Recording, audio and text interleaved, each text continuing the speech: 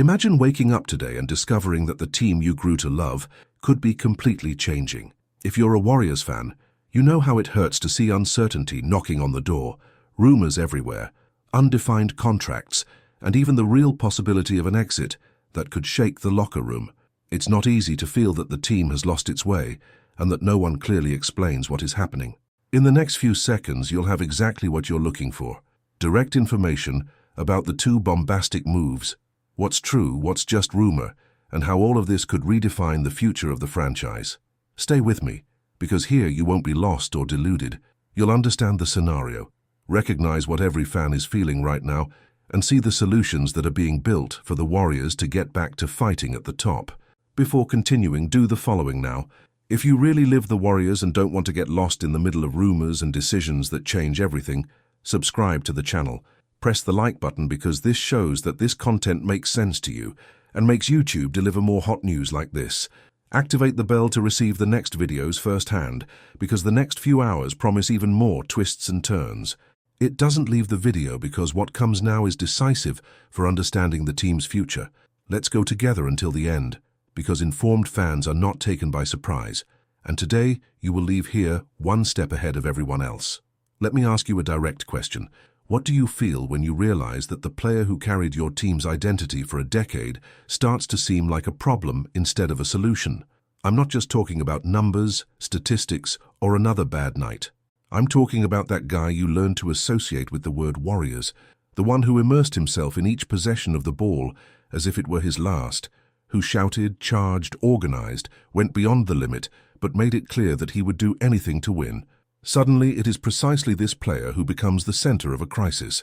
That's what's happening right now with the Golden State Warriors. When you look at the slate and see 15-15, it doesn't look like the team that revolutionized the NBA. It doesn't match the standard of excellence that the franchise has built. It's not just an average campaign. It's an uncomfortable mirror showing that something profound is out of place. And this time, you can't pretend that it's just a bad phase because the problem is no longer just tactical or physical. He became emotional, he became institutional, and he has a first and last name, Draymond Green.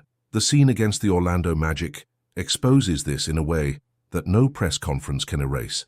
Instead of another heated discussion that ends in reconciliation, what we saw was a rupture.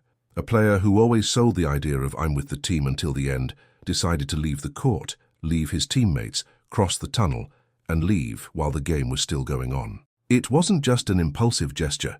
It was a symbol, a sign that the relationship had reached a point where, for the first time, leaving the group seemed like a possible option. And here comes the most uncomfortable part for those who love this franchise. Even without him, the Warriors won. They didn't just survive, they didn't break away. They played well, competed, responded, found ways. This puts a heavy question on the board's table. If the team is capable of functioning without Draymond's temperament, how long does it still make sense to sustain this dynamic with all the risks it brings? When you look at his resume, the temptation is to defend until the end. There are 4 titles, an infinite number of nights in which he took the blame, marked the most difficult player, led the defense, set up the attack, embodied the competitive soul of the team. Draymond was always the guy willing to be the villain, to receive boos, to get the reputation of being exaggerated, as long as it helped the team win. He threw himself into controversies that would bring down other players, and yet he continued to be a central part of the structure. But time passes for everyone. At 35, his numbers remain respectable, but they no longer scream indispensable like they used to.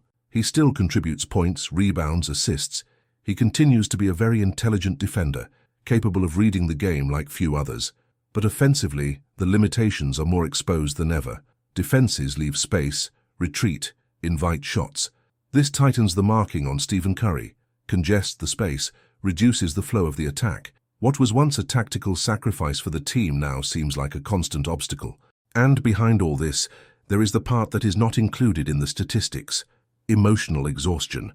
The same intensity that for so many years was gasoline turned at various times into uncontrolled fire. Expulsions, suspensions, arguments, gestures that cost games, rhythm, confidence. In a season when the franchise's error is minimal, each outburst of temper weighs more than ever. What was previously seen as part of the package is starting to be seen as a price too high to pay.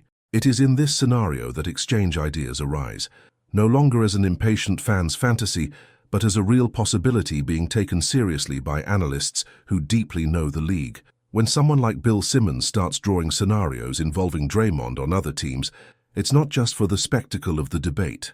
It's because he's looking at the same picture as you. Warriors stagnant, Curry still playing at a very high level, and a feeling that, if nothing big changes, this window will close without another final act of greatness. The first scenario is almost cinematic. Draymond Green on the Lakers, wearing purple and gold alongside LeBron James. Two players who starred in epic battles in the NBA Finals, who have been on opposite sides of some of the league's biggest recent narratives, now share the same locker room. On the court, it makes sense for Los Angeles. They need someone to organize the defense, to speak, to cover, to give a tone of seriousness and urgency to each possession. A player who doesn't shy away from big moments. For the Lakers, Draymond would be exactly that profile. A veteran with very high tactical intelligence, with experience in long playoff series, with the authority to take on big names. In return, who could go to Golden State? One name that appears strongly is Rui Hachimura, a younger winger entering his physical prime, with a more complete offensive arsenal, capable of scoring in different ways, of spacing the court, and offering exactly the type of versatility that fits alongside Curry. Now, think about it from the Warriors' perspective. Instead of a veteran with a history of confrontations, you now have a player who does not carry the same emotional weight within the franchise, who does not bring this trail of controversy, but who delivers scoring, size, the ability to mark more than one position. In a system with a lot of movement, cuts and passes, a winger like Hachimura could flourish even more. He doesn't need to dominate the ball to be useful. He doesn't interfere with spacing, and he can still grow defensively in an environment with high standards of demand. But it is impossible to ignore the symbolic meaning of such an exchange. It would, in practice, be a statement to the world. The Draymond Green era is over, not in terms of memory, but of present and future. You choose to move towards a new construction, less dependent on an explosive emotional leader and more focused on versatility, youth, and adaptation to the current game. And this decision, no matter how logical it seems on the drawing board, affects the identity of the franchise. The second scenario is even more radical. A large package involving Draymond Green, Jonathan Kuminga, and draft picks in exchange for Domantas Sabonis, the center who is now the basis of everything the Sacramento Kings do. Sabonis is one of those players who seem to have been born to multiply the talent of others. He scores, passes, fights for rebounds, reads the game calmly. Placed alongside Curry, he could open up a completely new range of offensive actions. Imagine a pick and roll with Sabonis and Curry, in which any decision by the defense opens a wound. If Curry doubles, Sabonis receives a free kick and finishes or finds someone on the three-line. If he retreats to protect the paint, Curry has space to shoot. If you change the marking, there is always an imbalance somewhere on the court. Furthermore, the presence of a legitimate center with physical presence in the paint would solve an old problem for the Warriors: the lack of consistency in the internal game, both offensive and defensive. He could guarantee rebounds that today escape him, punish lower defenses, tire the opposing center, hold strong players one-on-one close to the basket. He wouldn't be an elite rim protector, but he would clearly raise the level of Golden State's front line. In exchange, however, you give up not only Draymond but also Kuminga, perhaps the young man with the highest ceiling on the squad. It's betting all your chips on the now, almost like saying, let's squeeze every last drop out of what's left of the Curry era, whatever the cost. And even if it makes sense for the Warriors, the question remains whether the Sacramento Kings would accept dismantling their own core. They became relevant again. They became a serious topic in the Western Conference conversation again. Changing Sabonis would be admitting that the current team has reached a limit and needs a breakthrough to go further. This is not a simple decision for any franchise, much less one that has spent so many years trying to return to the light. Ultimately, all these projections lead to the same central question: to what extent is it possible to keep Draymond Green in the name of history, gratitude, loyalty, and at what moment does the need to protect what remains of the Curry era speak louder than any emotional bond? It's easy from a distance to treat this like video game negotiation, but within the organization, this touches on everything the team has built over a decade. Draymond wasn't just a good player within a brilliant system. He was the symbol of a game and character proposal. He was the one who took on the less glamorous tasks, who clashed with opponents, referees, and even his own teammates to keep the competitive standard up there. For a long time he represented the voice that did not accept accommodation. He was a centerpiece in decisive moments that most people remember only for Curry or Clay's shots, but that only existed because someone did the heavy lifting first. But there is a point at which the weight of that same personality begins to take a heavy toll. A franchise cannot live forever in a state of maximum tension, and Curry, at 37, has no time to waste. He still plays at an MVP level. He's still capable of changing games practically single-handedly. He's still the face of an entire generation. Letting these last years pass amid average campaigns would, in a way, be a lack of respect for everything he delivered. That's why this discussion about Draymond goes far beyond liking or disliking the player. It's a dilemma about what kind of team the Warriors want to be going forward.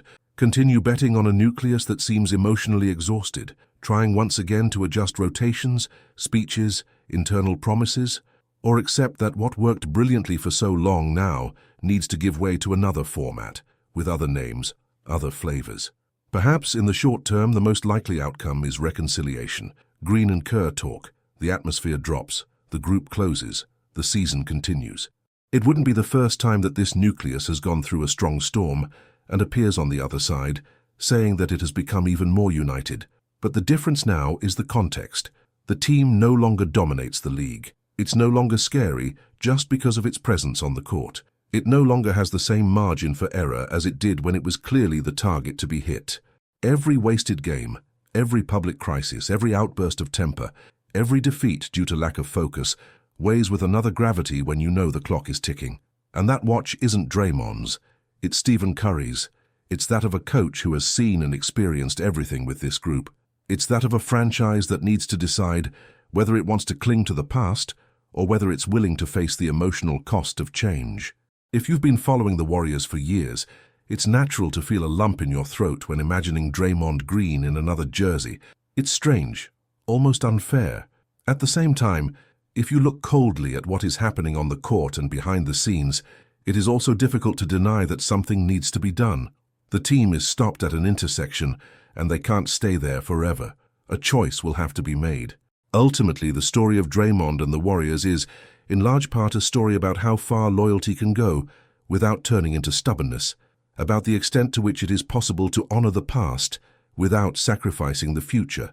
And perhaps the episode against the Orlando Magic will be remembered in the future not just as a bad day, but as the moment when the franchise realized that it could no longer continue on autopilot. Meanwhile, you continue watching, following every rumor, every discussion, every analysis, trying to piece together the puzzle of what lies ahead. Because whatever the decision, one thing is certain. When the soul of a dynasty reaches that breaking point, any next step has the potential to redefine not just one team, but the league's entire recent history. And that's exactly what makes everything so tense, so uncomfortable, and at the same time, impossible to ignore. This is where everything comes together. We are not facing another market rumor, but a watershed moment. Every decision made from now on could end an entire era or open another before our eyes. The Golden State Warriors no longer have the luxury of making mistakes. Either this core is truly reborn, with profound changes and the courage to face the consequences, or we will see the dynasty that marked a generation say goodbye without warning. And you, who followed each title, each final, each night of overcoming, know that we are at the most sensitive point in this story. When the base shakes, either the team rebuilds stronger or it collapses. The next few weeks will not bring timid answers. They will bring decisions that affect idols, legacy, and everything that this shield represents. Get ready. The next chapter will not be silent. Now, if you want to follow every update, every negotiation, every twist involving the Warriors, don't leave it for later. Go directly to the Golden State Warriors News Today playlist, which will be in the pinned comment. That's where you'll find the sequel to this soap opera, the complete analysis etas, and all the hot news from the team. Click, follow, and stay on the front line of this historic moment.